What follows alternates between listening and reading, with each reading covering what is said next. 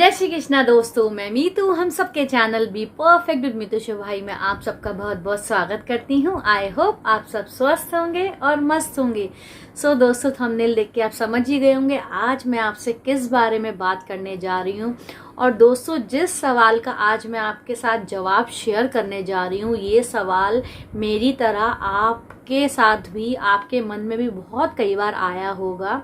जैसे मेरे मन में अक्सर आता था। हम कहते हैं ना कि भगवान सीधे साधे लोगों को, जो बिल्कुल बिल्कुल एकदम सीधे साधे सिंपल होते हैं, कोई छल कपट नहीं, बेईमानी नहीं, सिंपल सी लाइफ होती है, उनको भगवान दुख ज्यादा क्यों देता है।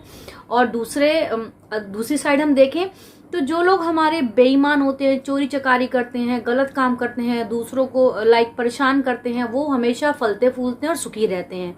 तो ये एक दोस्तों बहुत कॉमन सा सवाल है और मेरी तरह आप में से बहुत सारे लोगों के मन में ये सवाल आया होगा। लेकिन फाइनली दोस्तों, कुछ दिन पहले मुझे इस सवाल का जवाब मिल गया, तो मुझे लगा आप सबके साथ ये जरूर शेयर करना चाहिए। बिकॉज मेरे दिमाग में जो चीज थी वो बिल्कुल इसके जवाब के साथ क्लियर हो गई। तो वो है दोस्तों, अब जो लोग बेईमान हैं, चोरी चकारी करते हैं, गलत काम करते हैं, वो फलते फूलते हैं, हर तरह से वो संपन्न होते हैं, वो क्यों होते हैं? वो इसलिए होते हैं, वो होते हैं उनके पिछले जन्म के अच्छे कर्म। क्योंकि ये चीज मैं आपके साथ पहले भी शेयर कर चुकी हूँ। जो हमारे कर्म होते हैं, चाहे बुरे हो चाहे अच्छे हों, जब हम हमारी डेथ होती है तो सिर्फ हमारा शरीर खत्म होता है, जो हमारी आत्मा है वो खत्म नहीं होती है। हमारी आगे की जर्नी हमारी आत्मा के साथ स्टार्ट होती है और फिर वो आत्मा जिस रूप में भी जन्म लेती है, तो पिछले जन्म के जो हमारे अच्छे कर्म होते हैं या बुरे कर्म होते हैं, जिनका फल हमें उस जीवन में नहीं मिला होता है, वो हमारे आगे फॉरवर्ड हो जाते हैं, तो वो आगे मिलते हैं।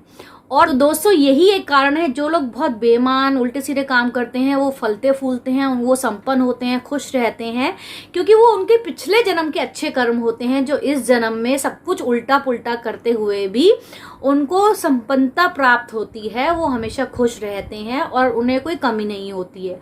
और कभी कभार गलती से, तो मैं नहीं कहूंगी, हर इंसान के दिल में हर इंसान में एक दिल होता है, लेकिन वो दिल क्या है, कितना भी पत्थर का हो लेकिन कभी ना कभी पिघल जाता है वो।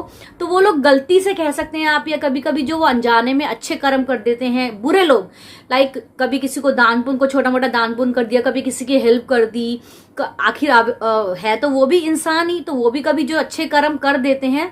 और जो बच्चा कुच्चा उनको जो फल मिलता है, वो जो अच्छे कर्म इस जीवन में कर रहे होते हैं, वो उनके होते हैं। तो इन दो चीजों के कारण क्या है, जो हमारे बुरे लोग हैं वो फलते फूलते हैं बुरे होने के बावजूद भी।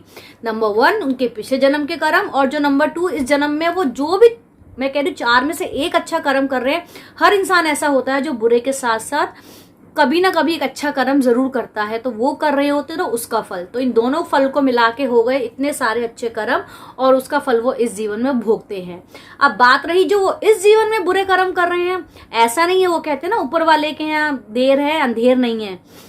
तो इस जन्म में जो बुरे कर्म कर रहे हैं, उसका जो उनको सारा हिसाब किताब भरना पड़ेगा अगले जन्म में। भगवान जी उनका जो बैलेंस शीट बनाएंगे अगले जन्म के लिए, उसमें सारा कुछ वो ऐड करेंगे। अगला जीवन होगा उनका बहुत ही वर्स्ट होगा।